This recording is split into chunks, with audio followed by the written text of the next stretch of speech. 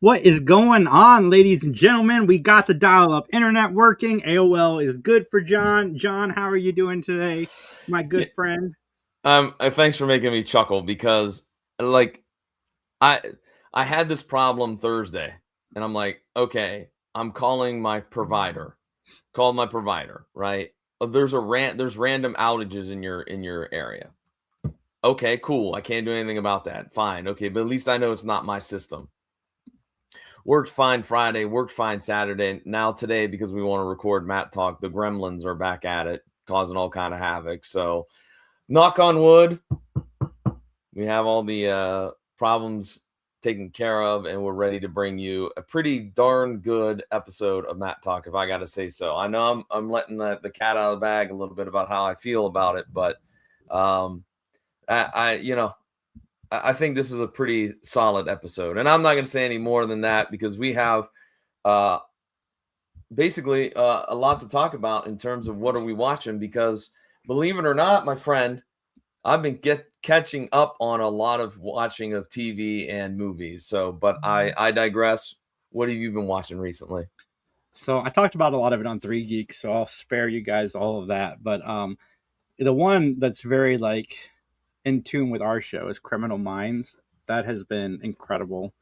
Um, so they had since the reboot came out, there was a serial killer, and something happened in season two where he got like his head bashed in, which unlocked the empathy part of his brain again for whatever reason. Like he that it came back during that accident. So this season, it's been kind of that, and it's fascinating to see because I don't think we've ever seen something like that on television. So, like, while the show has gone a little bit back to its roots with the episodic storyline, there's still the um, serialized element with him that I'm really, really digging, and the performances have been really good for essentially a procedural television series. It is definitely top tier, and it continues to be top tier, even though I loved that fact that it was serialized when it came back, and we're getting a little bit away from that, but still, it's still really good. Okay, I see. I did not realize that this is like the second edition of it. I thought it was still the same Criminal Minds from those many years ago.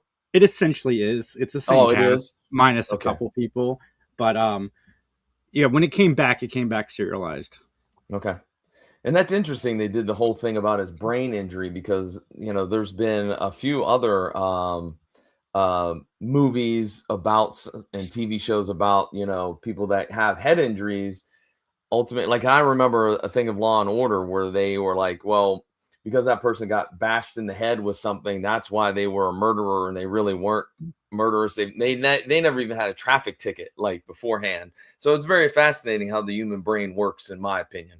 Yeah, and I don't think I've ever seen that on television. Like season two was them kind of him dealing with the fact that he's now unlocked this part of his brain that he didn't have, and Yeah. dealing with all the stuff that he's done. Season three is kind of him wanting to be punished for what he did. He's in jail and everything, but he wants out. Like he wants the death penalty. And Yeah, it's just there's like a documentary, Morin Call, excuse me, I mispronounced that talks about a guy who was an alcoholic and got beat to almost an inch of his life, and he didn't have the urge to drink anymore once he recovered. Like that part of his brain had been damaged, and Morin Call is a really good documentary because when you find out why he got beat up, it's kind of like, oh, okay, and whatnot. But still, along those same lines as the topic that we're discussing there. Um, so you've enjoyed Criminal Minds? Anything else? I've been, dude. I watch a lot of stuff. Like every possible television series I'm watching right now. Um, Oh, I bet there's one you're not watching. I bet I can name that if that's a challenge. let's go. Law and Order Toronto Criminal Intent. No, I started it. I watched the first episode. I have to be honest, because I was like, "What the heck is this? I don't even know what this is." So my wife and I watched the first episode, and it was okay. It was fine. Yeah, it's fine. It wasn't as good as the original Criminal Intent, No, but no, there's Law and Order UK. There's Law and Order all over the place. oh man, Dick Wolf is making mad money. Yeah, he is, especially with Yeah. FBI and the Chicago shows piled on top of that. Oh, I forgot. I forgot that he's the man behind Chicago. Mhm. Oh, okay. Well, I'm gonna stick. I have a long list of things that I've been watching, but I'm gonna stick to just movies. I've seen 3 movies um, over the last couple of weeks. The first one, I went to the theater, which I have to give some props to the theater, but I finally got to see The Mandalorian and Grogu, um, which I liked because I liked the show, I liked the series. So, and I felt like, and this is not an insult, I felt like it was just watching 2 episodes back to back on Disney Plus, but it was still good. I liked it. Mad props to there's a theater up here. It's a Cinemark theater. They open at 8 a.m. and start showing films at like that early in the morning. Because I went to an 8:30 in the morning showing because I was like, that fits my schedule for the day perfectly. But yeah, I mean, That's I the was like, oldest thing I've ever heard you say in my life, but I'm also sitting here like 8:30 in the morning to go see a movie. That sounds amazing.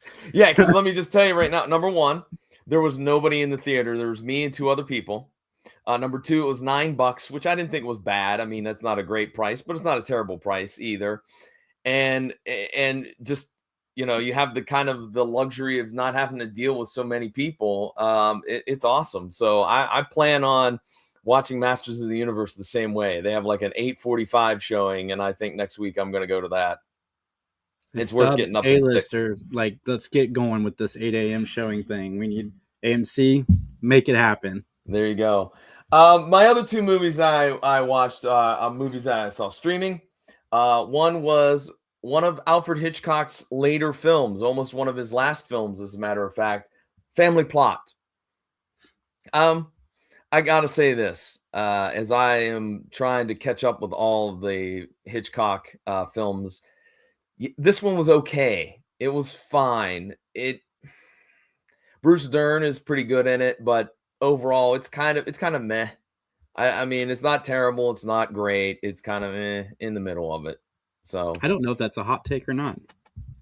I don't think it's a hot take because, like I said, I had a buddy of mine. I've had two friends of mine that told me that be prepared that Family Plot is not like any of the other films that you've seen. Like North by Northwest or Vertigo or Psycho or anything like that. That this is a different Hitchcockian experience. And then the last one I watched was Lady Snowblood. For those that don't know, it's a 1975 Japanese revenge flick. You actually will know it if you've seen Kill Bill, because the bride, Uma Thurman's character, was modeled after Lady Snowblood. And again, it was fine. It was okay. It wasn't great. It wasn't terrible. It was right in the middle, like just like Family Plot. It was fine. I can say that I've seen it, and and there you go. So Nice. And when you said I caught up with a bunch of stuff, I thought like you meant like modern day stuff. well, the modern day stuff I do have, but I don't know if we want to go into it today because we've already had some time wasted due to my stupid internet. But anyways, yeah, you know what? We'll hold it for next week since next week we're gonna have another episode so we can get back on track. In fact, at the end of this episode, we have a special. You and I talked about it last night on the phone. We have a special edition of Matt Talk that we want to throw past you folks. So. But with that, Jason, anything else before we get on into it?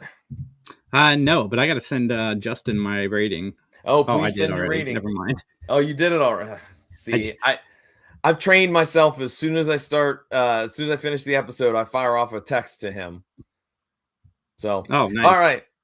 All right. Well, with that, then, ladies and gentlemen, let's get on into our opening statements.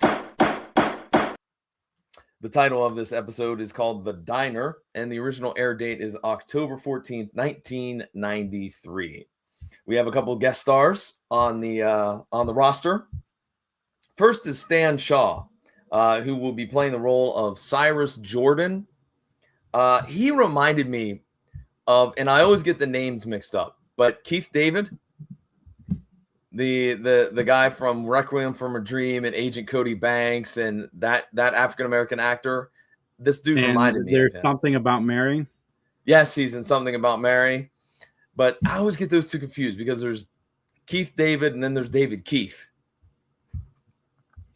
So, but anyways, you may also know him as Dr. Sapir in Monster Squad, Larry Duncan on The Family Business, Dr. Thomas on Chicago Med, Sheriff Tashtango in Jeepers Creepers 3, Terry Sluman on LA Law, Big George in Fried Green Tomatoes, Major Vernon Biggs on Wise Guys, and many, many more. So, Jeepers Creepers, it's a horror film. I'm going to defer to you. Do you like it? Do you not like it? What's your take on Jeepers Creepers 3? I like the first two movies. The guy who directed it is a POS. Oh, okay. He was how should we say canceled? If he wasn't, he should be. Oh, okay. We're going to move along then, ladies and gentlemen, off that. We'll look him up off air and see. I'll look him up off air, I should say, to see, because I don't know who it is. But all right, our next individual, David Dwyer. He will play the role of Sheriff Slattery. You may also know him as Uncle Arch in Hillbilly Elegy, Taylor Hearn in Ozark, Earl in Stranger Things, Chief Wilson Baker in Selma, Milford's dad in The Blind Side, Hutch Davis in We Are Marshall, Coach Tolbert in Remember the Titans. Apparently, this guy loves playing football coaches. Anyways, and Jake Mosby in October Sky, as well as many, many other fine movies and TV shows. So, anything that you want to mention about old David Dwyer? No, I don't think so. All right. Bob Hanna is another one of our guest stars. He will be playing the role of Owen, Don't Call Me Bobby Lashley. That was a wrestling joke for all you folks out there. You may also know him as Red Mitchell in Driving Miss Daisy, Charlie Dick in Coal Miner's Daughter, the defense attorney in Fried Green Tomatoes, Reese Newberry in The Prince of Tide, David Carter in the Ryan White Story, the school principal in Tank, and believe it or not, he plays the role of Bob E. Hanna on the show Dallas. So Bob Hanna, and apparently they ran out that day when they were casting names. They were like, let's just use Bob Hanna. We'll just throw an E in there, and there you go. So Jason, Bob Hanna. Yes. By the way, you have to throw an E in the middle of your name now because there's another Jason Taylor who does another podcast. So there you go. Well, there's a Jason Taylor who played for the Miami Dolphins. Is he alive? Jason Taylor played for the Miami Dolphins. Yeah. Yeah. Is he? Because no, I thought maybe he had passed on because of CTE. No, maybe. Hold on. Okay. Way to bum me out, John. Tell me about Jason Taylor that has passed on. I'm pretty sure that he had passed on. I hope I'm wrong. He's alive and well, John. Okay, good. Okay. All right. My bad to Miami football legend Jason Taylor. Sorry. Number 99. Did you have a 99 jersey? No. Oh, wait a minute. Justin says you're thinking of Sean Taylor. Sean Taylor. I don't know about Sean Taylor. See? Her name sounds familiar, but I don't remember a Sean Taylor. Who did he play for, when Justin? A hockey fan tries to make a football reference. That's right. All right. Well, Justin is going to try to find who he played for, Sean Taylor. Anyways, and then while Justin's doing that, our wonderful producer, we're going to wrap up with our final guest star, Steve Whitting, who will be playing the role of young Ben Matlock. And we've seen him before in season 6, episode 6 of The Dame. This was the throwback episode where the Matlocks solve a murder together. It was the one with the cars with the brakes that didn't work. And Sherry J. Wilson was the very sexual kind of dame that was always, manipulating the men in the city and whatnot. All right, Justin said Sean Taylor was on the Redskins or the Commanders, but he was shot by intruders, so not CTE. Okay. Well, all right. There you go. For folks that were tuning in, hoping to hear about Matlock, instead, you got Matlock and the deaths of NFL football players. So, anyways, I could have watched a spinoff of young Ben Matlock. dude, I gotta say, Steve Whitting does a fantastic job as him. In both episodes. No wonder they brought him back for the second go round here in season 8. But anyway, Steve Whitting has also played Wally in It's Always Sunny in Philadelphia, Donnie Shore on Tulsa King, Herbert Zucker in The Outsider, Dr. James Shewan in The Killers of the Flower Moon, John Crane in Ray Donovan, Derek in Arrested Development, and SEC attorney in The Wolf of Wall Street, as well as many other roles that he's had. Again, I think that Steve Whitting has done a fantastic job as his role as young Ben Matlock. Mm-hmm, in fact, sure. he did it so well that on some of my notes, I wrote down Ben Matlock and had to go back and erase and go Charlie Matlock. So, all right, Jason, it's question time. It's the big question. Are you ready to give me your opinion? Solely your opinion and only your opinion, so help you? I do, John. Then it's time to testify. Woo! You're not dancing, John. You're drinking coffee. I do want to say, John, that give it up for your internet. It is holding up.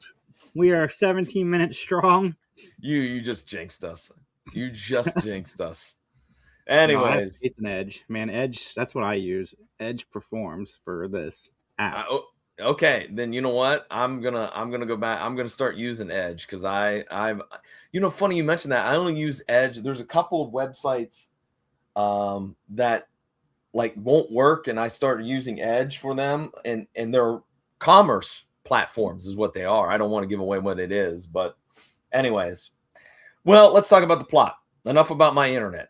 The plot is that Ben Matlock takes Leanne to meet the first client that he ever had who was accused of killing the local sheriff. But did he kill the deputy? Anyways, so no, Justin, I'm not talking about those type. Oh, now come on, come on. That's what I thought too, Justin. I've had a rough. No, it's not that at all. Justin is making wild accusations about my purchasing power on the interweb. It's not. It's hockey related is what it is. So, anyways, nice. Yeah, that's how I pay my ice time is through a particular app that only works on Edge and does not work on. All right, John. Let's get going here. All right. Opening scene is a city park. And then Ben rolls up in an antique car, which I was like, wow, this is kind of interesting. We've never heard of any type of like antique car. To me, just to be honest, Ben Matlock, the character, doesn't seem like he knows how to fix cars. So that's problematic. And anyways, Ben and Leanne are meeting in a park. They're meeting with Mrs. Jordan. Mrs. Martha Jordan was the wife of his very first client. And so Cyrus is the gentleman as we cut to the 1960s. We're going to jump back between that and modern times, in which Cyrus waits table at the diner. All right. And Charlie Matlock shows up. And Charlie and Cyrus, they jibber jabber, about the blueberry pie and about this and that. And the sheriff shows up. And the sheriff is kind of your stereotypical Southern sheriff, an individual that doesn't believe in equality and believes, shake your head a lot on this, does not believe in following the rules. In fact, he makes a comment about how those Yankees up north are telling them how to govern and be police and whatnot. And he's pretty grouchy. He wants his biscuits and gravy right now. And so Cyrus goes and gets them, brings them over, and the sheriff himself eats like 2 bites, and then he's like, this is trash, and I don't want to eat trash. You know what I do with trash? I take trash out to the curb. Well, he doesn't say that. I kind of elaborated a little bit. But anyways, here's the thing that I love. I love how the sheriff is like a hothead. And just a few seconds before the sheriff shows up, we have Sully, the deputy, who seems like he's nice and chill, but he kind of ends up being like in some of those TV shows, that we've seen, especially ones that are more what's the word I'm looking for? Young adult, if you will. They always have the one character that's like, yeah, like change it, you know what I mean? Like, yeah, tell him, sheriff, yeah, like he's such a punk. He's such a sissy, you know what I mean? Like he's hiding behind the sheriff. Anyways, so Cyrus is walking home after he has to clean up everything that the sheriff does to his shoes, to the floor, to everything there. And Charlie offers him a ride. And reluctantly, Cyrus takes the offer. And they discuss the issue with the sheriff. And, Cyrus is like, I just let it roll right off my back, right? Like I'm not going to worry about it. Even though Charlie's like, hey, he's just that way, the sheriff. So we show up outside the home of the Jordans. And the Jordans are very worried because they heard, it's a small town, they heard about the incident, right? And we have the hot-tempered son, Gamble, I believe is his name, Gamble Jordan, and he's ready to fight. And he's like, Dad, why didn't you punch them? Why didn't you? And of course, Cyrus has to explain that really wouldn't pan out very well for him if he indeed did have fisticuffs. At this point, what are you thinking about the episode? What do you think? Got any questions, any statements, Jason? I'm just very different, especially than what we've gotten in the past year. Yeah. And we'll talk a little more about that here in a little bit. But so we go into the courtroom where young Ben Matlock is on a case. All right. Prosecutor Ben Matlock. Prosecutor. That's right. Prosecutor. That's going to come in handy here in a minute. It's a theft case. And here's my only thing. Like, I don't know the history of medicine in the United States, but it seems to me that the blood type thing, I think that would have been maybe a little bit ahead of its time, right? Like, oh, the one guy is accused of breaking into the barn. He cut himself on the barbed wire, and the barbed wire blood that was on his hand or ends up matching up. Like, I think that was a little too much. No, I think the 90s we were there. Yeah, but this is the 1960s. Remember that? Oh, yeah. I don't know. So I don't know. I think that was a little bit of fiction worked in there. So, but it is after that particular court case where young Ben Matlock tells his dad, Charlie, that he wants to be a defense attorney. He wants to help the little guy. He wants to help people get out of trouble that have been wrongfully accused. And so young Ben Matlock's going to quit the DA office. So then we cut to a scene where the sheriff is interviewing Owen, who is a robbery victim. And the sheriff now has to basically handle every single major felony because the feds or the FBI or whoever is above him is keeping tabs on his court cases. So basically, Sully is looking out for the sheriff because Sully is the one that's supposed to be investigating all of these felonies, but again, because of the higher echelon people, they're kind of like keeping an eye on him. So Sully is not on the case. That's going to come into importance here in a few moments. So basically, sheriff says, "Hey, look, we got to keep an eye out for a $50 bill that has a phone number on it because Owen wrote a phone number down on it, and so it'll be easy for us to solve this case." So, if you will,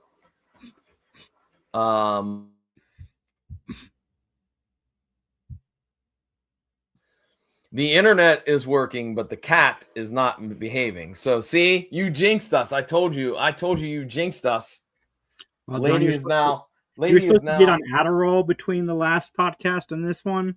Well, listen, I don't want her meowing to show up on the feed, you know? I mean, I, anyways. I can't hear meowing. Okay, well good. Then I'll let her meow You're good. away then, lady, meow away. Anyways, Sully leaves his wallet at the police station, so he ends up calling back in the sheriff calls him on the radio and says, "Hey, you left your wallet here, dummy." And he's like, "Just put it in my desk drawer," but the reception is terrible. The reception is awful on the radio, right? So basically, someone kills the sheriff. All right, stabbed him to death. And the very next scene is Cyrus is leaving for work, and the cops show up and they arrest him. So now we go back to modern day times, the 90s, where Ben and Mrs. Jordan and Leanne reminisce about the case. And we find out that this is where the love of hot dogs first shows its ugly, ugly head. Jason, what do you think about this? You're feeding me hot dogs. I mean, that's awesome. So the reason why he's making hot dogs, by the way, is it's young Ben Matlock's favorite food, and Charlie also has a favor, and that favor is to go ahead and start your criminal defense career by helping out Cyrus. Mm-hmm. And so young Ben interviews Cyrus. The knife from the diner is considered to be the murder weapon, and it's Cyrus's knife that he uses in the restaurant or in the diner.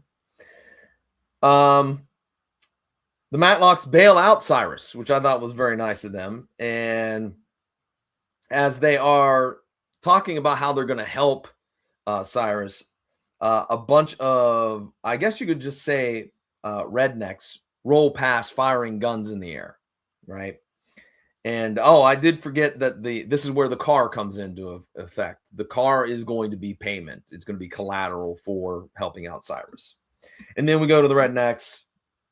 And then we find out that Cyrus and his family is going to go stay with some relatives, all right, because he doesn't think it's safe. And Charlie offers his home to Cyrus. Cyrus doesn't really think that that's necessary because he doesn't believe that he's going to get a fair shake. All right, he feels that that's just not going to happen. Mm-hmm. So we cut to a scene where at the Matlock house, dinner is served with Cyrus. Cyrus wants to clean up, but Charlie won't hear of it. They talk about life in general and a little bit about the case. And Cyrus is kind of giving his idea or his viewpoint of what it's like to be a black man in this time period. And what do you know, as they're talking, all of a sudden there's something off in the distance that they can see, and it's a cross burning in the yard. So, Jason, let's take a pause for a moment to talk about anything that we need to talk about from what we've covered here just the last few minutes. Matlock's getting into some serious topics, and I'm loving it. Yeah, I am too.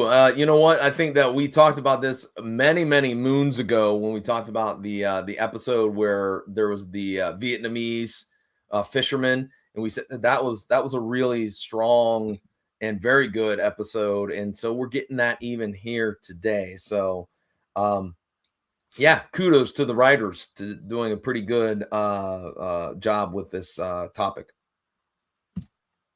Okay, so Leanne, Ben, and Mrs. Jordan are again reminiscing some more. And then we go back to the 1960s where Charlie calls the police. They don't come till the next day. And the deputy, Sully, he plays it off like, well, it's just people goofing around, you know, besides the fact it was a burning cross. And Charlie's not very happy. He thinks that it was specifically a group of people, in fact, one in particular named Mitchell. And I love how Charlie describes him. He's the guy with the hat with the bill turned up, so he looks like he's a demented duck, which I thought was funny. Yeah.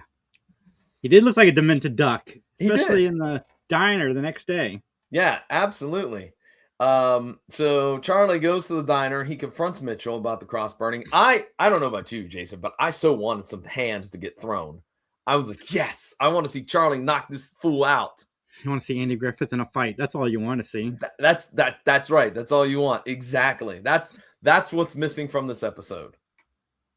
But anyways, the hoodlums all leave, and Charlie has a discussion with the manager, and the manager's like, "Look, man, I'd love to have Cyrus back. He's a great worker. Everything runs smoothly when he's here, but can't have a murderer. In fact, I can't have an African American murderer here because that'll just kill my business." So the manager's kind of in a rough spot, the owner, whatever you want to call it. Charlie gives Cyrus advice on not letting the racists get to him. And young Ben Matlock arrives home, and they have a big chat over blueberry pie. Meanwhile, we cut to a scene with Owen, who shares his story one final time. And so basically, they're talking about this faulty radio that was in Sully's car. And it's actual fact that Charlie installed all brand new CBs in all the police cars, which I'm assuming is only like 2 or 3. So there's no reason why the radio should have been all grimy and whatnot.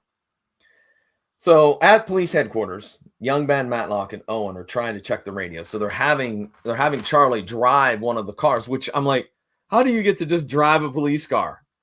I mean, I know you only have 3 of them, but for crying out loud, you know what I mean? Like, oh, sure, just take it. You know, we know you're using it for a court case, but it's fine. Anywho, so basically, Charlie goes to where Sully said he was, and the radio's still fine. It's crystal clear, right? So, Charlie, young Ben Matlock, they chat with Sully the next day. And Sully is involved in the Owen robbery. It's true. There's a large cash deposit the day after the robbery that goes into the account of Sully. Sully has keys to all the businesses in downtown. Sully was supposed to be in charge of that investigation, but it got moved to the sheriff. So that's his motive for destroying evidence and killing the sheriff. Of course, Sully's like, doesn't matter. You got no real proof, and I'm a white guy, so I'm going to get away with it. Essentially, yeah. So Charlie is playing guitar, and young Ben comes over, and he wants to play cards, right? And they bicker back and forth, and of course, Charlie wins again. And as he does that, young Ben goes like this and knocks the blueberry pie onto his father's pants. And guess what? They can't get the blueberry stains out. And that gives young Ben Matlock an idea. Okay, so we go back to the courthouse. Sully's on the stand. He brings up the theft. All right, or the theft is brought up, that Sully would be in charge of investigating the robbery. Sully could be ripping off other people as well. They don't know. But basically, Sully also had keys to the diner, so he went in. He got Jordan's knife. Sully left his wallet and waited behind the jail. That's why there was the interference, because of the jail. It wasn't a strong enough signal behind the jail. And so while the sheriff was the only one left, Sully sneaks in, stabs him, takes the knife, puts it on the person of Cyrus. But the car's floor mat is the undoing of Sully, because the blueberry pie, all right, that he had sitting on that floor mat leaked over. And it leaked over to a point where they could not get the stains out. And so, therefore, the knife was kept under that floor mat, and the blueberry stains could not be removed. And so, Sully is your killer. We have that Ben, Leanne, and Mrs. Jordan wrap up the tale of Cyrus, which I thought was sad that he died 3 weeks ago. Like, why wouldn't you lead with that? Why would you wait until you're all the way done reminiscing in front of Leanne and then go, oh, by the way, he passed away 3 weeks ago? I didn't realize that was Cyrus's wife at first. When I first started watching the episode, I thought it was like a daughter or something. I figured Cyrus was long gone. Well, and then there's something else, too, like at the beginning of the episode where Mrs. Jordan tries to get a drink out of the water fountain, and there's like these punk kids, and I'm like, uh-oh, is this... Nothing came of it. Ben and Leanne also thought something was going to happen, and yeah, like, no, let me help you with that. Yeah, exactly. By the way, I like that Gamble Jordan lives in Columbus, Ohio. And a little mystery, that car that Ben has was the car that he got for representing Jordan. So I thought that was kind of a nice little wrap up there, that this is the car that we definitely you had, and you paid for me with it. So, all right, Jason, are you ready to close up shop here? Or are we ready to get into our closing statements? We are, John. All right, here we go. Let's get into our closing statements. This is the part of the podcast where John and I will rate this on a gavel system. 1 gavel means 5 gavels means we loved it. And no matter what rating we give it, John, it's going to make me a piece of blueberry pie as soon as we're done recording, and then deliver it to me. And I am not going to tip him. I'm going to go first. Okay, go ahead. I want to. I gave this a 5 out of 5. I was initially thinking 4.5 out of 5, but there's a line that Ben says in this episode, which is very much so ahead of its time, because in the 90s, it was all about, I don't see color, I don't see race, like, I don't see it. And then, Charlie, Andy Griffith says, of course I see your race. That's who you are. That's a part of who you are. And I thought that was really, really cool thing to say. And again, ahead for the time of the 90s. So it shot it up to a 5 out of 5. I thought it was handled very well. Well, Justin is probably going to call me out because I'm calling an audible. I'm bumping mine up by half a point or a half a gavel. I'm going 4. I really originally had 3.5, but as we started talking, and I was like, you know what, this is a really good episode. So I'm going 4. I felt that they covered the societal issues really, really well. Steve Whitting, great job as young Ben Matlock. My only thing was the kids at the park with the water fountain, and number 2, I kind of really don't think that we needed to have the car in there. I just think that was just extra fluff. But other than that, fantastic episode, man. Absolutely great. See, I thought the kids at the water fountain was nice because it kind of showed things had changed. There you go. Okay. Yeah. Okay. Because even Ben and Leanne look horrified when it's about to happen, and then they ease up when they realize that no, they're just there to, like, things have changed. Yeah, they're not great, but they've changed. They've gotten better. Yeah, I could go with that. I can definitely go with that. Okay, cool. All right, man. Before we get into talking about our other projects, so next week, Jason and I have decided that we'll get back on track next week with the correct number and the correct episode that we should be on. However, at the end of the month, for the 4th Sunday, we are going to try to do something a little different. We're going to take a little time out from Matlock. We're going to go into the vault of Andy Griffith, and we're going to take a look at one of his movies. I've talked about how great A Face in the Crowd is. We're going to take a look at maybe a movie that we've talked about when we talked about Daniel. When we talked to Daniel about Roebuck, when we talked about Daniel Roebuck. I don't know why his name slipped my mind. But we're going to talk about No Time for Soldiers, ladies and gentlemen, or No Time for Sergeants, excuse me. That is one of the pinnacle roles that Andy Griffith had in his career. So we're going to watch it. We're going to give a little, we probably will do it a little bit differently, I think, when we're talking about a feature-length movie, but we're going to watch it. We're going to review it. We're going to talk to you about it. So again, that's coming up in a couple of weeks. And now, Jason, what's happening with the Three Geeks podcast? We are 6 subscribers away from hitting 10K, and I am super excited about it. We filled out the application for pretty soon. We're going to be able to have like exclusive content on YouTube. That's coming very, very, very soon. And we're super excited about it. As soon as we hit 10K, not as soon as we hit 10K, the day that we hit 10K, if it's not too late, we're going to do a special show. If not, we'll do it the following day. So like if we hit 10K at this point today, we'd probably do it tomorrow night. But we're going to do a show to celebrate. I'm super excited. Hopefully John can be there and the rest of the geeks. But yeah, we're about to hit 10K subscribers, and I'm super excited. Even though subscribers on YouTube pretty much they don't mean as much as they used to because a lot of people just watch and they don't really subscribe, or people will subscribe when they just watch once or whatever. But it's still really cool to have, and I'm very excited about it. Very Yeah. excited. Congrats to you and the geeks. Plus, working with Hallmark now has made me so happy. That's true. Dude, they sent me the new Lacey Chabert show that comes out at the end of the month, and It's a I'm show. yeah, 4 episodes. I'm so excited to watch it. I'm so excited. I hope I get to talk to Lacey. Her and I are gonna fall in love, get married, and move to Europe. That's my plan. Luxembourg. You need to go there. It's a very nice country. Small, but very nice. Yeah, wherever she wants to go, I'm happy. Okay. I'm happy just being in the same vicinity.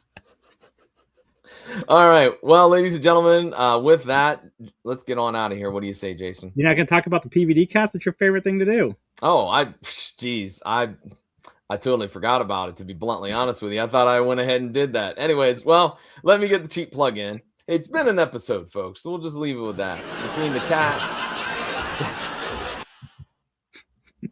Between the technical issues, the cat, and everything else, it's been an episode. Anyways, yeah, the PVD Cast is my own personal podcasting project. You can get episodes over at pvdcast.com or wherever you find great podcasts. Right now, up is a fantastic conversation I had with a gentleman by the name of David Hedgecock. He has a great comic called, and it's a super long title, so go with me here.